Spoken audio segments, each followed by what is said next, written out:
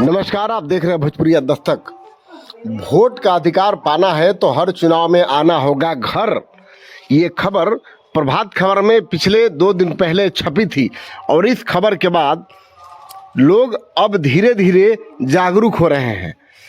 क्यों कि अनुमंडल प्रशासन, विक्रमगंज अनुमंडल प्रशासन अंतर्गत 2 विधानसभा काराकाट और दिनारा विधानसभा में करीब 25,000 ऐसे मतदाता हैं जिनका नाम एक विधानसभा के अलावे 2 और 3 विधानसभाओं में दर्ज है।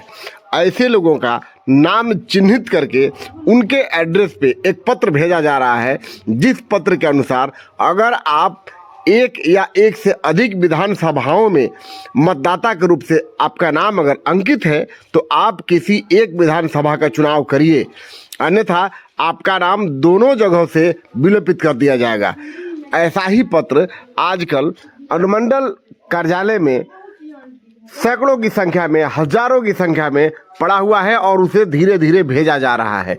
ये पत्रों का जो लिफाफे हैं जो भेजने वाले, उसकी एक झलक है, ये देखिए। और इसी तरह से लिफाफे बना करके पोस्ट ऑफिस के माध्यम से आपके एड्रेस पर भेजे जा रहे हैं, जिस पर अगर आपने जल्दी ही अमल नहीं किया तो आपको इसके गंभीर परिणाम भुगतने पड़ेंगे और आप मतदाता सूची से बाहर हो जाएंगे। मतदाता सूची से बाहर होने का मतलब है कि आपको बहुत सी परेशानियों का सामना करना पड़ सकता है, जैसे चुनाव में हिस्सा न लेना या बहुत तरह की बातें हैं। देखिए, इस संबंध में हमारी बातचीत हुई विक्रमगंज अनुमंडलाधिकारी सह काराकाट विधानसभा क्षेत्र के सहायक निर्वाची पदाधिकारी से। उन्होंने क्या कुछ कहा, सुनिए। ऐसे काराकाट विधानसभा में और दिनारा विधानसभा में कई ऐसे मतदाता हैं जो कई अन्य जगह पर भी उनका नाम है और विक्रमगंज और काराकाट विधानसभा, दिनारा विधानसभा में भी नाम है। ऐसे लोगों का नाम काट कर हटाने की बात हो रही है, क्या मामला है इसमें? देखिए, जो चुनाव आयोग है उनका ये जो है स्पष्ट निर्देश है और ये जो है एक सतत प्रक्रिया रहता है, हर साल होता है, जिसको हम लोग बोलते हैं डीएससी और पीएससी। डीएससी मतलब डेमोग्राफिकल सिमिलर एंट्री, पीएससी मतलब फोटोग्राफिकल सिमिलर एंट्री। डीएससी अर्थात जो अभी मुख्य काम चल रहा है, डीएससी को हटाने का चल रहा है। तो डीएससी में क्या होता है, एक ही व्यक्ति का 2 या 3 जगह अगर नाम आ रहा है मतदाता सूची में या वोटर आईडी कार्ड में, तो ऐसे लोगों को जो है नोटिस किया जा रहा है और हम लोग ये पता कर रहे हैं कि क्या वो दोनों व्यक्ति, जो हमारा सिस्टम बता रहा है कि दोनों सेम व्यक्ति, जैसे नाम और उनके पिता का नाम ये दोनों सेम आ रहा है, गांव का नाम भी सेम आ रहा है, इस तरह से जो है सिस्टम पिक करता है। तो अगर ऐसे हम जिनको पिक किए तो उनको हम लोग जो है नोटिस करते हैं और उनको ये पूछते हैं क्या दोनों आप ही का वो है वोटर आईडी कार्ड है। तो जो उनका नहीं होता है उसको डिलीट करते हैं फॉर्म 7 भर के। तो इस तरह से जो एक ही व्यक्ति का नाम 2 जगह पे रहता है उसको हटाते हैं। ये जो है 3 कई कैटेगरीज में होता है। एक जो डीएससी जो हम लोग बोलते हैं डेमोग्राफिकल सिमिलर एंट्री, एक होता है विद इन पार्ट्स, मतलब एक ही बूथ में 2 या 3 लोग ऐसे हैं जिनका नाम और पिता का नाम इत्यादि सेम आ रहा है, मतलब 2 लोग पे डाउट है कि ये एक ही व्यक्ति है जिनका 2 वोटर आईडी कार्ड बना हुआ है।